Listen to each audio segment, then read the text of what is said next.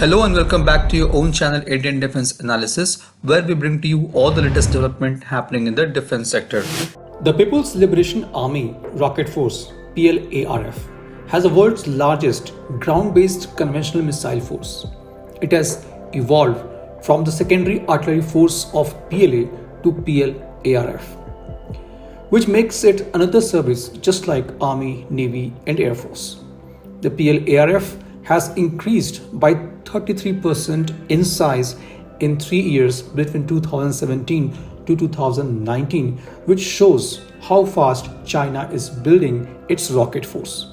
The PLA rocket force fields a variety of conventional mobile ground-launched short, medium, and intermediate range ballistic missiles and ground-launched cruise missiles, which complements the air and sea-based precision strike capabilities of PLA Air Force and PLA Navy. The former Chief of Indian Army, General Manoj Naravane, had said that the future conflicts would follow a reverse linearity, conduct of operations with rear facilities such as command and control posts, logistics hubs, airfields, and communication nodes taking the first salvo from precision standoff weapons. The second salvo of autonomous drone would aim to overwhelm and destroy air defenses, artillery pieces, missile bases, and tank formations, while rockets and gun artillery attacks will finish off the troops at the forward deployed locations. So what former army chief has said is being witnessed in ongoing Russia-Ukraine conflict. Both sides have been targeting the opponent's oil and ammunition depot with barrage of missiles, rockets, and loitering munition. If unfortunately India and China lock their horns in similar kind of conflict, we would witness similar kind of attack. Therefore, it becomes extremely important for India to build a credible and centralized rocket force which could provide effective deterrence against the PLA rocket force and move towards the non-contact warfare, that is, attacking from a very large standoff distance. An integrated rocket force will allow Indian forces to target Chinese force concentration along the line of actual control and dual-use infrastructure in Tibet and also strike deep inside the Chinese territory. It will also bring existing missile assets under a single architecture and doctrine.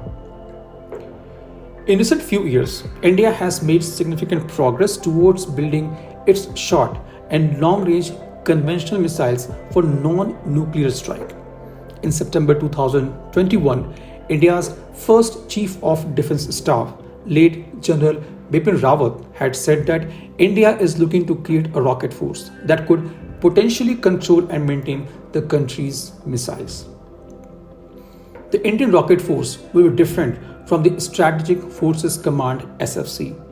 The SFC will be responsible for country's nuclear arsenal and will be in charge of nuclear-capable missiles of India, which are Prithvi 2, Shaurya, Agni series of missile, that is Agni 1, Agni 2, 3, 4, and Agni 5.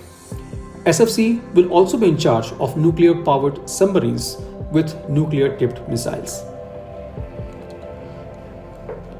So envisioned by the India's Chief of Defence Staff, late General Bipin Rawat, the Pralay ballistic missile will be one of the main elements of country's dedicated rocket force and play a key role in defending nation against long-range threats.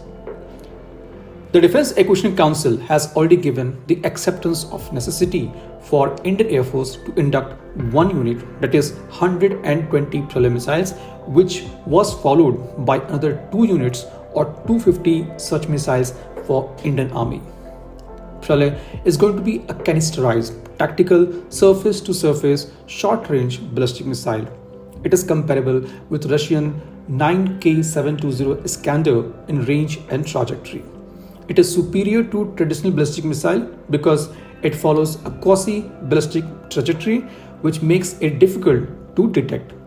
Pralay, having range between 150 to 500 km, can strike on all Chinese air bases, surface-to-air missile defense system, radar sites and other military assets along the line of actual control.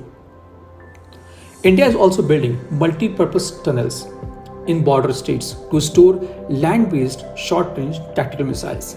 These tunnels will store and safeguard missiles against primitive Chinese attack and allow quick deployment during crisis.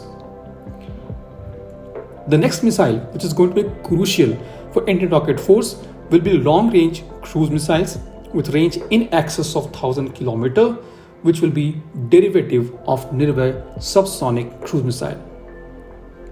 At present, DRDO is developing ITCM technical demonstrator, which will be 100% indigenous and will be powered by indigenous small turbofan engine STFE of 400 kg force thrust class. As per DRDO, the timeline for the project completion of ITCM is July 2023.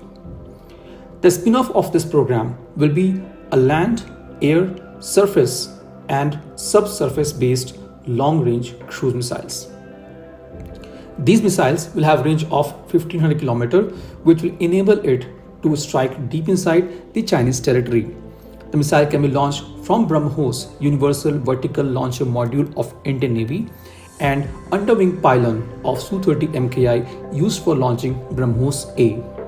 Its land version will be a typical truck-mounted system. The submarine launch cruise missile is also under development and will be tested first on Russian origin Sindhu Ghosh class, or which is a Kilo class submarine. BrahMos, as we all know, is a supersonic cruise missile which has been inducted in all three services. Its range has already been extended from original 290 km to 450 km, and the new missile is being called as BrahMos ER, or BrahMos Extended Range. DRDO is also working on further extending its range to 800 km. At the same time, a smaller, lighter and equally capable missile, which is BrahMos NG, is also being developed. The preliminary design review for the missile has been completed. So to summarize, the missiles that will make up for the Indian rocket force will be Pralay, long-range cruise missiles, BrahMos, Pinaka, MBRL and other standoff weapons. This was today's update. Please let us know your views on this in comment section. If you like the video, do not forget to like, share and subscribe. With this, I would like to say goodbye and Jai Hind. We'll soon back with more interesting and amazing development happening in the defense sector.